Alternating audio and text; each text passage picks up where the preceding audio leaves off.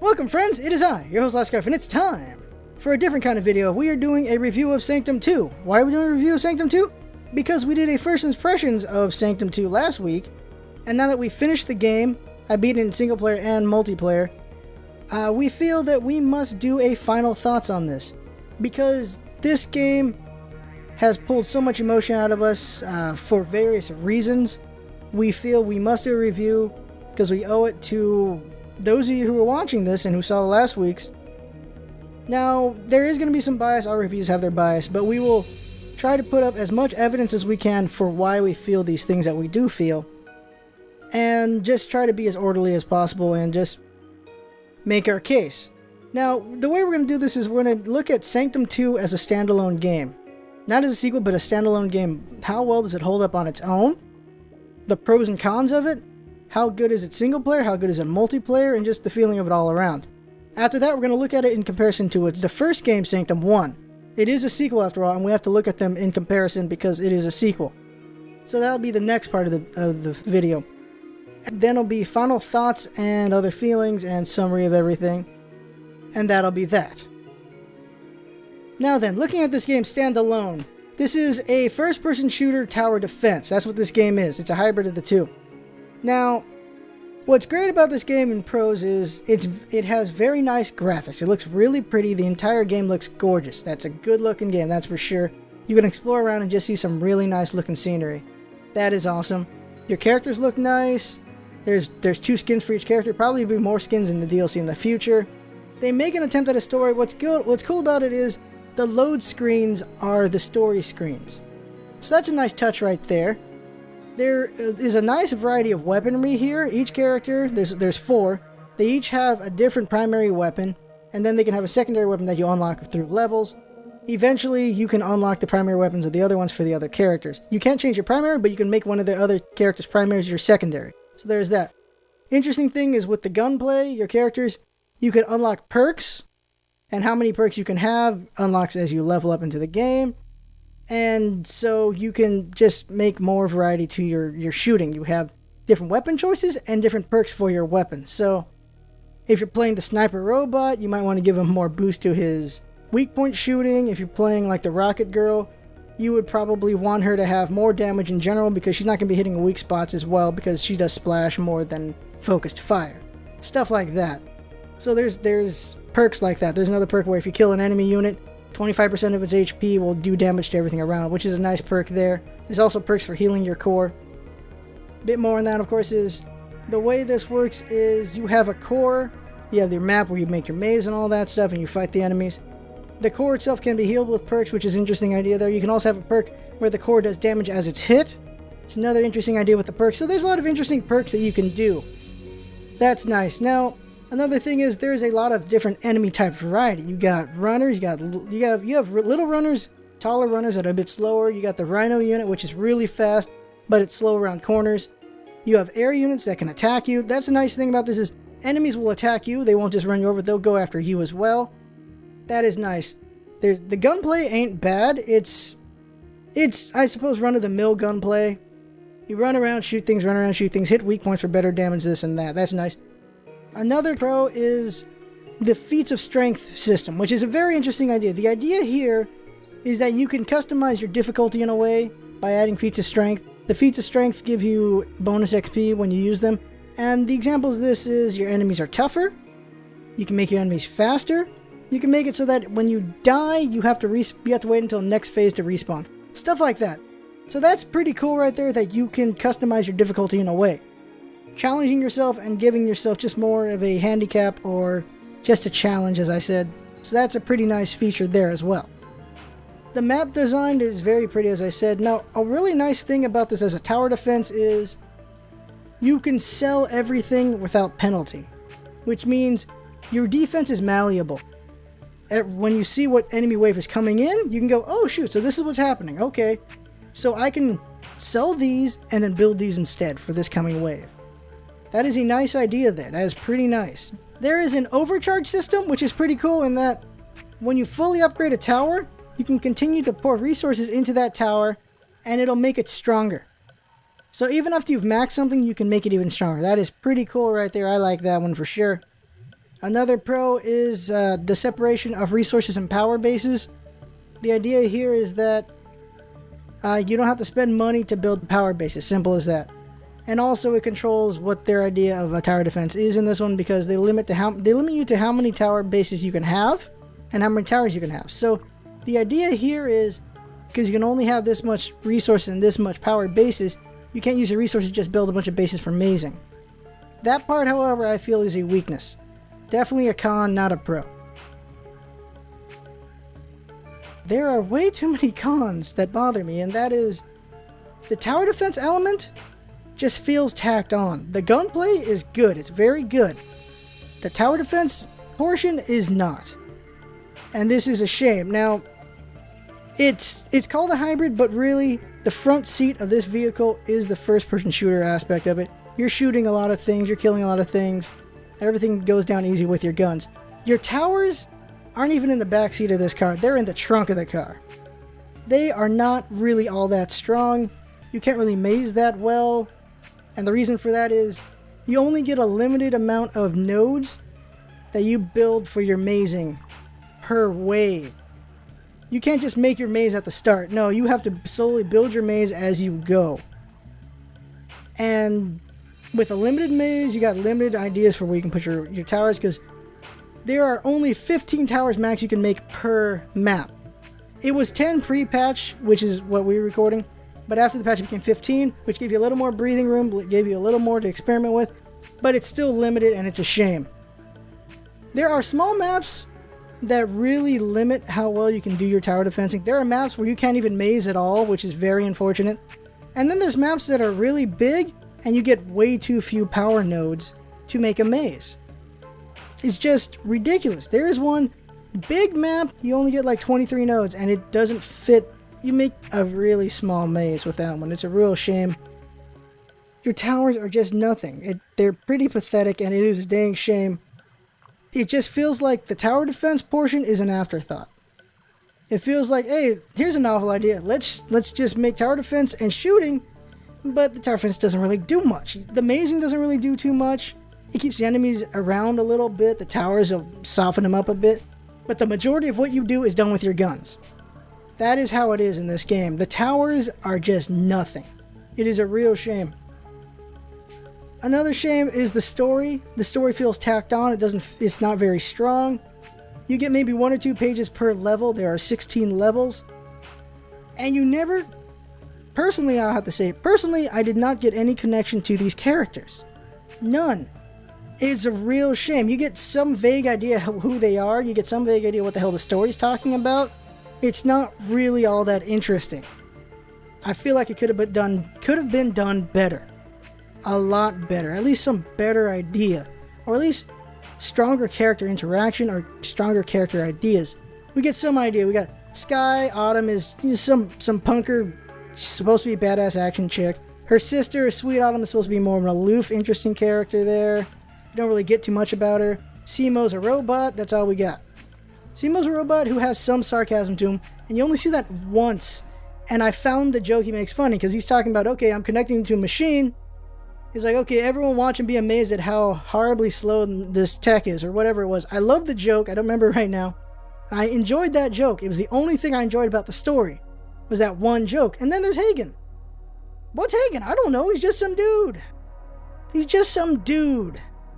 It felt like just a waste. A big waste of anything. It really does, and it's a dang shame. Now, multiplayer and single player. In single player, you are a badass. You feel like a badass. Your guns destroy everything. Your towers aren't that great, but you destroy things. I beat this game handedly in single player, and even with feats of strength, it just rolled this game. Rolled it. Another complaint I really have is just, though there is a variety of enemies to take out, they can really be categorized to a small degree, and that is, you have walkers, and then smaller units that are runners. You have spongy enemies that can take more hits. They just soak it up, and then you have tankier enemies that take hits as well, but they do it in a different way, in that certain areas don't do anything, or you have to hit them in weaker spots to actually do some damage. Then there's the flyers. There's only one of them, which is unfortunate. they don't really pose much of a threat. All they do is really skip over your stuff, but because of how strong your weapons are, they go down like nothing. They aren't really a threat at any point, honestly. It's a shame there. Now, I'm not really a big fan of the leveling system.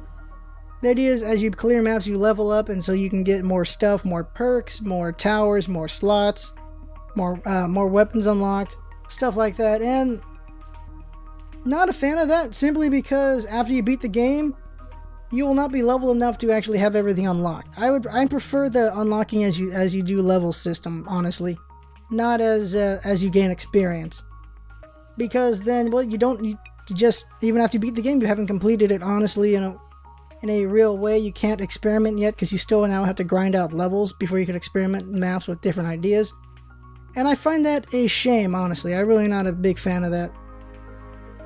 Another thing that is, I know I'm not a fan of this, is every third wave you get 90 seconds timer before the next wave starts, which the idea here is to add tension. That's the idea here, but it's more of a nuisance than anything.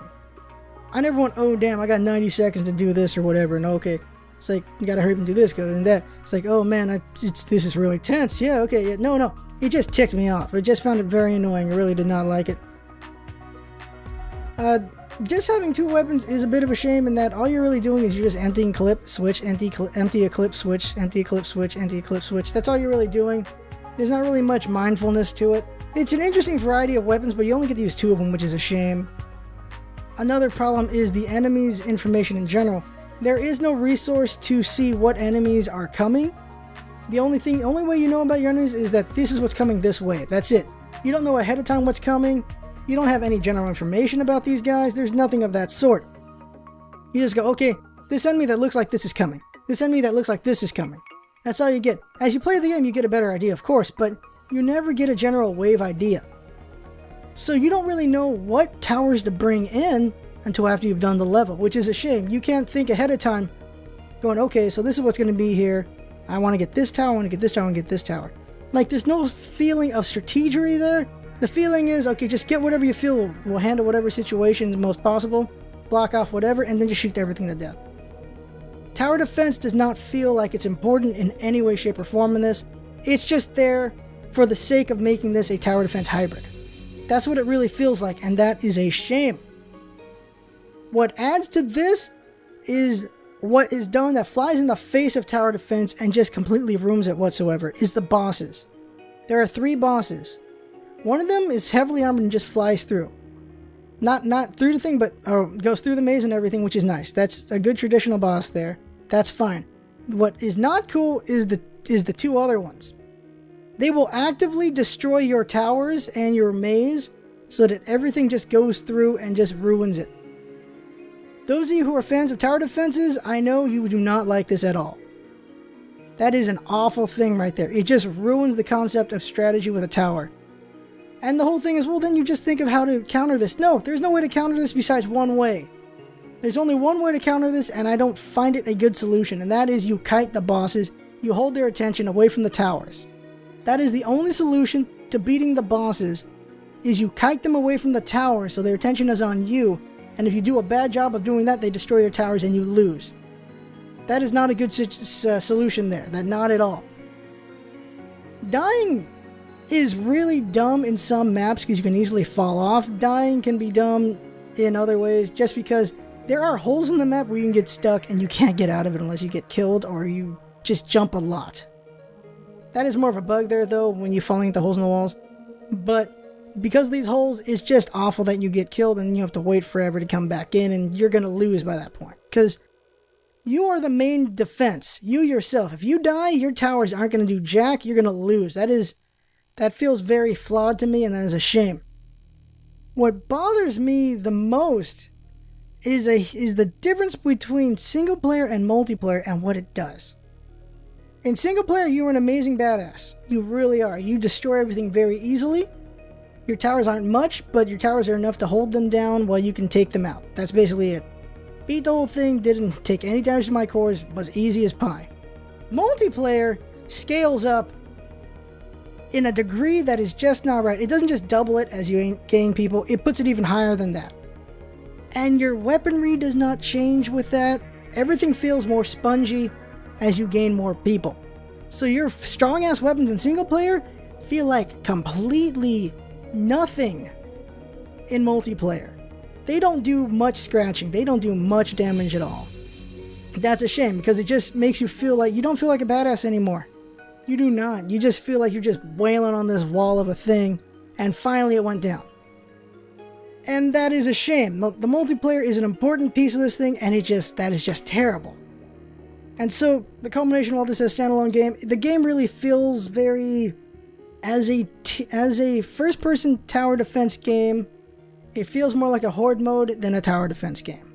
Bottom line, that's what it feels like. Tower defense feels tacked on. It feels like it's a novelty. It doesn't feel like an authentic part of the game.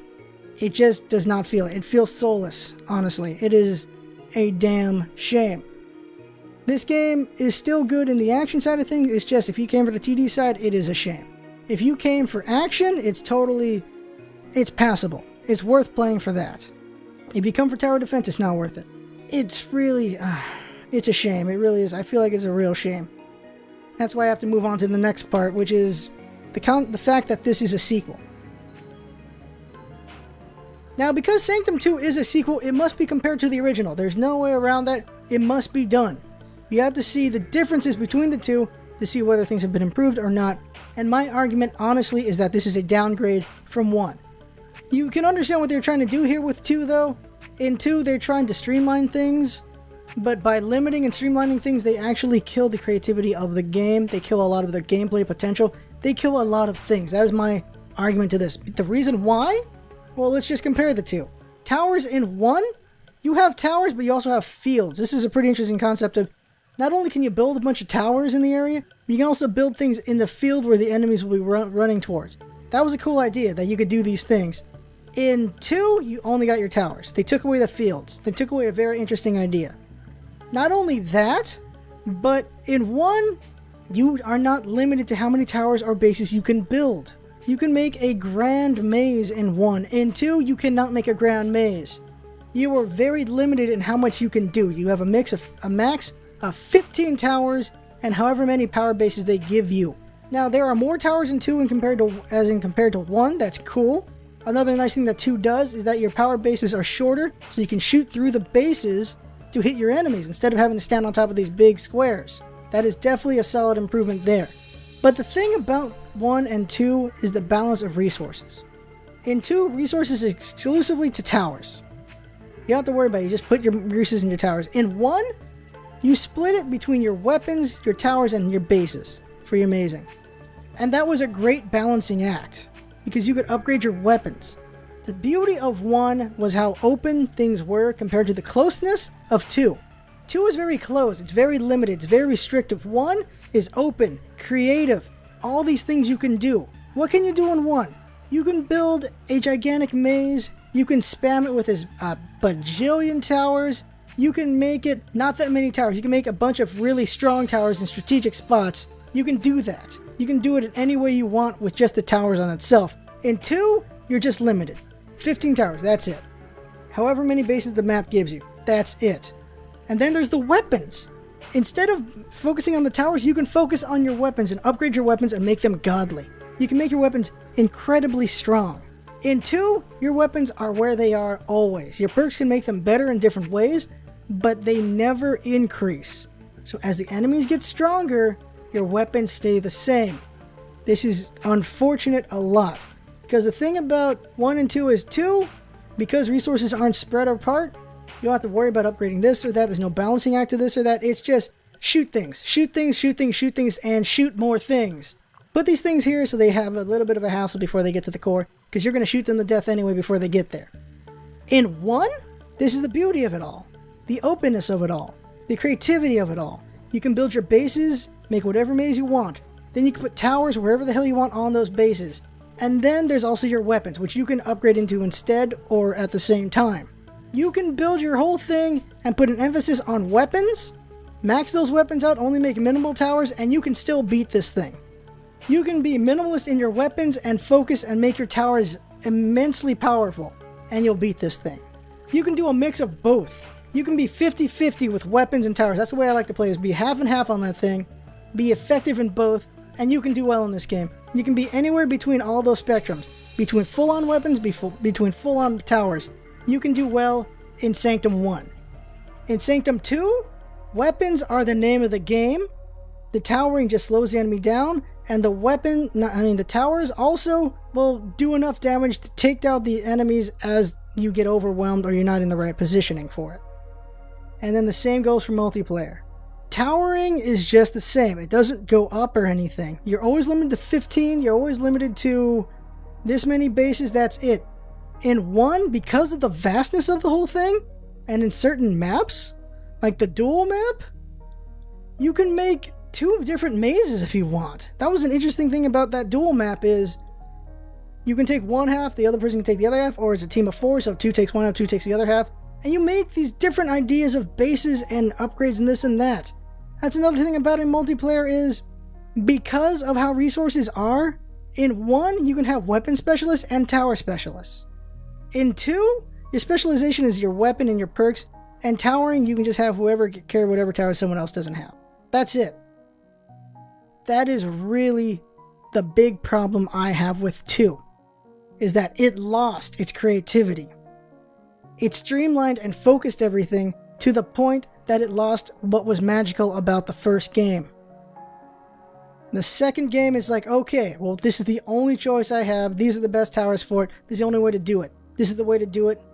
Any other way, forget it. Doesn't matter. Weapon-wise, I can do a couple different experimentations, but really, here's the best way to do it and then you're done. In 1, there is just so many different ways to tackle a map. So many different ways. Different mazings, different tower compositions, different weapon compositions, different ways of leveling things. And that is all thrown away in 2. Potential was thrown away in 2. Potential itself in how you played the game was thrown away in 2. The one thing that is nice about 2 compared to 1 though is that enemies will go after you. It's a cool idea. They don't just run you over like they do in 1. They actually come after you. That's a nice thing. I like that. But that is not enough to outdo all the wrongs. All the things that just do not feel right about this game. And that is the problem, because this is a sequel. It should not be called a sequel. It shouldn't. There's a reason for that. Now here's the thing where semantics come in for some people, and that is, this game is called Sanctum 2. Sanctum 2 creates an expectation. The expectation of an iteration, but an improvement. This is what you usually see with sequel games. Now I understand they did not want to make just Sanctum 1 again, but if you didn't want to make Sanctum 1 again, you don't call it Sanctum 2. You call it Sanctum and then some other name, so it's like a spin-off of some kind, which is what they should have done. They should have called it Sanctum Gunrunners, or Sanctum Core Defenders, Sanctum Requiem, Sanctum something that isn't number 2. Now this is where people get bogged down in semantics, but the thing is, the 2 creates an expectation whether you like it or not. Look at other sequels and you'll see this. Anomaly 2. Anomaly 2 is Anomaly 1, but better. They took everything good about 1 and they improved on it, and they added mechanics to it and made the game even better. I love that game. That game is fun as hell. This is what sequels do. They are iterations of the previous game, and they will make everything good about the previous one better, or at least try to. Sanctum did not try to do that. Sanctum tried to recreate itself, and because of that, it should not have been called Sanctum 2. The fact that it is called Sanctum 2 is what led people in the wrong direction.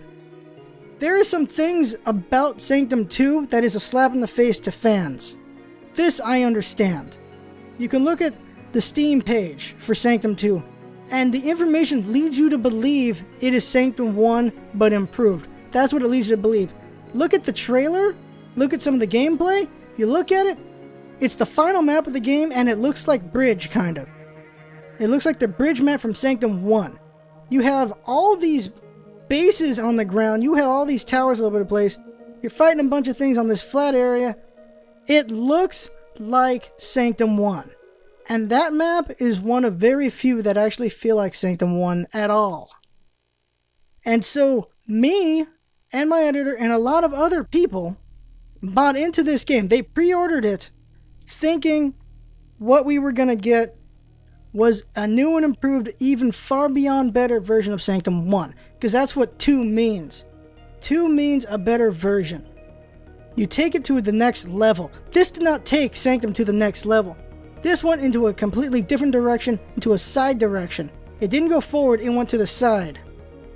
This could have been a spin-off series. That's what it should have been. That's what it should have been named. But it wasn't. And because of that, I know personally I'm not going to ever pre-order another game from Coffee Stained. That is for sure. That is for damn sure. I'm not going to pre-order another game from them. I'm going to wait and see what other people think before I take a look. I am mostly annoyed and disappointed with this game.